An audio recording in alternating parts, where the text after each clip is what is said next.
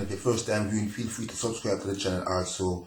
When you do so, keep the notification on so you can get the latest videos as soon as they upload. Coming up in this video, we're gonna jump through Stephen Francis, Elaine Thompson, Sherika Jackson, and also the Pocket Rocket, Shelly Ann Fraser Price, and the MVP, how MVP do things. We're looking at the way how MVP is functioning, because we see where Shelly Ann had left, and we see where also Elaine Thompson also had left. And it's well known that Stephen Francis is a world-class coach. Them should have put some form of something on them name. Yeah, them even put something on them on the name. Athletes in general, especially those who come from a low expectation level. In other words, not much was expected of them all the while. They are usually unable to separate themselves from the people who hop onto their bandwagon, their various bandwagons. You know, people, they tend to have short memories, and they tend to listen to people who they just meet, or who gather around them since they have become famous or successful.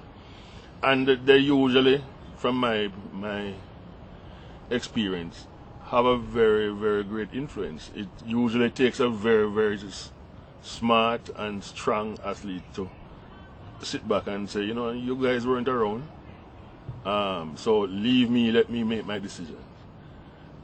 I don't know that there are a lot of these who can do that. So in short, I would not be surprised if she's not here. I don't know if she's going to be here, but neither do I for anybody else in her situation, because, as I said, as they move along, many other things become important to them, apart from their training and maintaining their standards.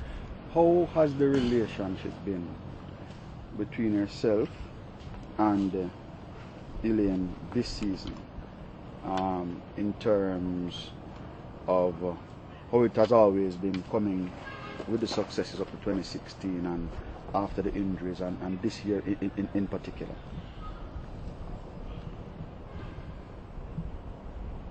I don't think the relationship has been any different, any better or any worse than usual.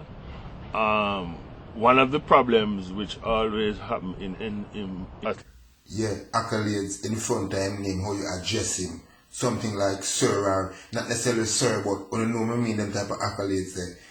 Very important man in a Jamaica, you understand me, should be awarded. Anyway, let's get on into this. And you know, there's a lot of speculation as to how Elaine Thompson is not running true to form as how we know she usually do. And there's also speculation and suggestion that since she has left Stephen Francis, she has been unable to perform to her maximum capabilities. So, that is what people say. But it's evident that while she was at MVP, she was on the top of the form. And I don't think that she has replaced Stephen Francis, you know, with whosoever she's using as a coach. We don't know as yet. But it seems as if it is not really working out for Elaine Thompson. Now, we're going to talk about Sherika Jackson, and we're going to talk about Shelly Ann also. But let's look at first, where did it all go wrong with the sprinter? What happened to Elaine Thompson's form? Why did it dip? She left her training camp, which was double Olympic medal there, and the MVP. So why did she leave? What did she think? What happened? What transpired? But I can say that there's more than one thing. Two reasons I'm going to point out why she left the camp. First of all, she wasn't getting on with Sherika.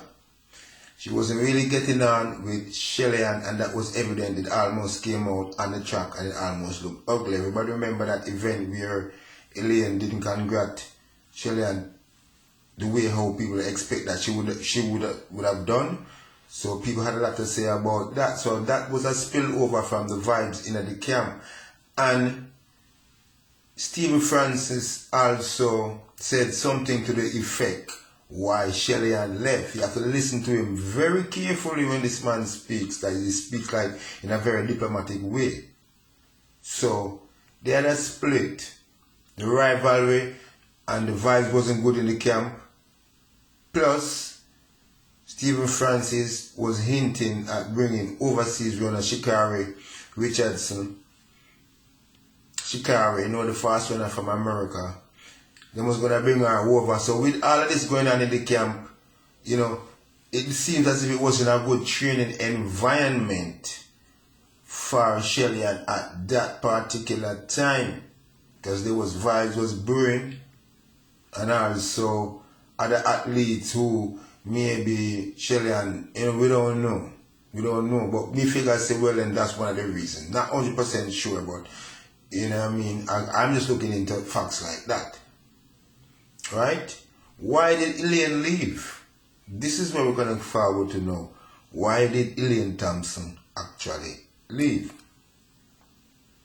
Also, we're going to play a clip of Stephen Francis talking about the split incidents so you can see where, you know, I'm forwarding from. You understand me? So,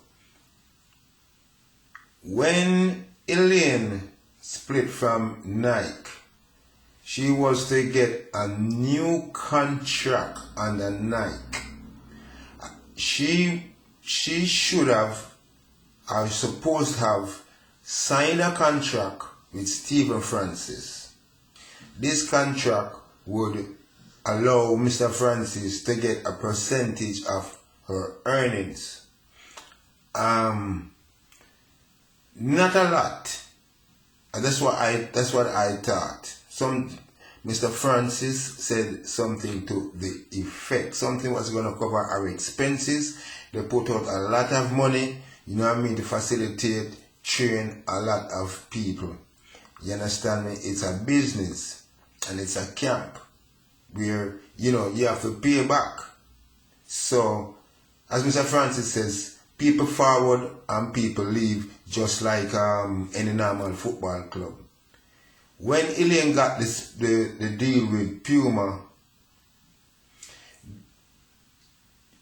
and she knew she was going to drop Nike, then she dropped Stephen Francis, and she dropped Nike. And these two partners were original. Now that she's underperforming, the contract with Puma won't honor it after, you know, the next run, the next big race where you say, I come up here now. If she don't medal, she's going to lose the contract. Elaine even said that in a interview as to how that really works out. So this is where, and this is how I see it. I thought that Elaine left MVP and she did farm. She wasn't training well, and she's not training well. This is my opinion. And Mr. Francis said, him not take her back, him take back anybody else. You understand me? As we know, Shelly-Ann left, and Shelly-Ann did improve, and you know, a little on her time because she was training different, but Shelly-Ann already know the routine more than Elaine. You understand? Because she's been with MVP longer, so but it seems as though Mr. Francis is wanted, but no, Mr. Francis has Sherika Jackson, and he's not going to take a back seat for a lame runner right now. You know, he's not going to take a back seat. He's going to focus 100% on Sherika Jackson and the other people in the MVP camp, and that's my honest opinion. You understand? And that's where I'm going to leave it. News Bob TV, exiting the building until the next update. In MVP is that our approach to training, to coaching, to the development of athletes is far different from what other people experience. We have a large number relatively of top class athletes. And we have also a very large number of developing athletes. Sometimes an athlete finds it hard to reconcile that when they hear their fellow competitors talk about their coach this, the coach that, and the coach call them, and the coach this, and the coach is very walks everywhere with them, and so on. Those kind of things being successful, you tend to want to see those kind of things happen to you. And I think that again, the athletes lose focus on what their accomplishments are, and focus on other things, which I would call it at best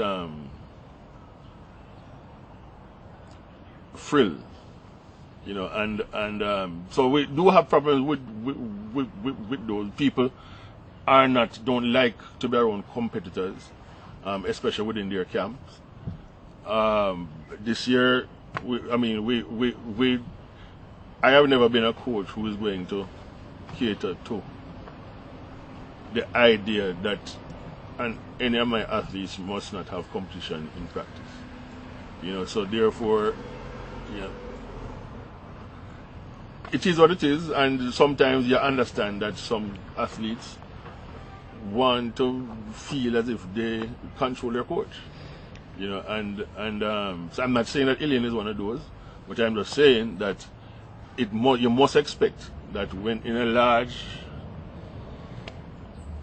training organization like what we have, you're going to have some level of disgruntlement among those athletes who believe that there is too much of a fight for the time of the coach or for the attention, even though they are doing far better than everybody else who gets all the attention that they want.